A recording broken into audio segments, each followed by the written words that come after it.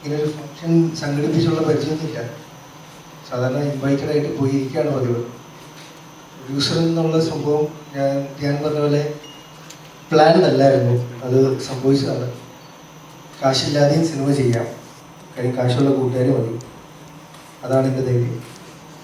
പിന്നെ കൂടാതെ ഈ ഒരുപാട് സാധാരണക്കാരായ ഒരു മനുഷ്യനാണ് ഞാൻ. അച്ഛനും അമ്മയൊക്കെ ഗവൺമെൻറ് സർവീസിലായിരുന്നു. സിനിമ എന്ന് പറഞ്ഞാൽ ഈ ഒരു മാധ്യമത്തിനോട് വല്ലാത്തൊരു, നമുക്കൊക്കെ പറഞ്ഞറിയിക്കാൻ പറ്റാത്തപ്പുറം, വാക്കുകളിൽ കിട്ടാത്തപ്പുറമുള്ളൊരു സ്വപ്നം അല്ലെങ്കിൽ ഒരു കൊതി ഉണ്ടായിരുന്നു നമുക്ക് പഠിക്കുന്ന കാലം തൊട്ട്. ശ്രീനിസാറിൻ്റെ സ്ക്രിപ്റ്റിൽ ഒരു സിനിമ സംവിധാനം ചെയ്യണമെന്നായിരുന്നു ഏറ്റവും വലിയ സ്വപ്നം. വിനീതിനെ കോളേജിൽ കാണുമ്പോൾ എപ്പോഴും ഞാൻ വിനീതിൻ്റെ സിനിമയിൽ അഭിനയിക്കുന്നത് ചോദിച്ചിട്ടില്ല, അച്ഛനെ പരിചയപ്പെടുത്തി തരുമോ, അദ്ദേഹത്തിൻ്റെ ഒരു സ്ക്രിപ്റ്റ് കിട്ടാനാണ്. പക്ഷെ അതങ്ങനെയല്ല സംഭവിച്ചത്. വിനീത് വിളിച്ച് അഭിനയിക്കാനാണ് അവസരം തന്നത്.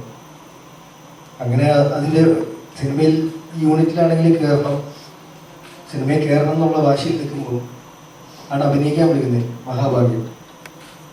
പിന്നെ സിനിമ ഷൂട്ടിങ്ങിനിടയ്ക്ക് മനസ്സിലായി യൂണിറ്റിലെ ഒരു കിനോ പൊക്കാനുള്ള ആംബിയർ പോലും എനിക്കില്ല. അപ്പോൾ അത് കിട്ടിയെന്ന് ഞാൻ ചിലപ്പോൾ ചത്തു വരികയാണ്.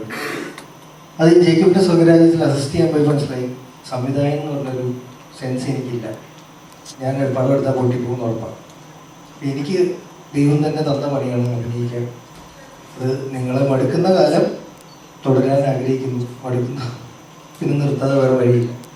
ഇതൊരു പുതിയ സംരംഭമാണ്. തീർച്ചയായിട്ടും ക്രിട്ടിസൈസ് ചെയ്യുന്ന അതേ ചുമതലയോടെയും ഉത്തരവാദിത്തത്തോടെയും നിങ്ങൾ നല്ലതാണെങ്കിൽ കൂടെ നിൽക്കണം, സപ്പോർട്ട് ചെയ്യണം.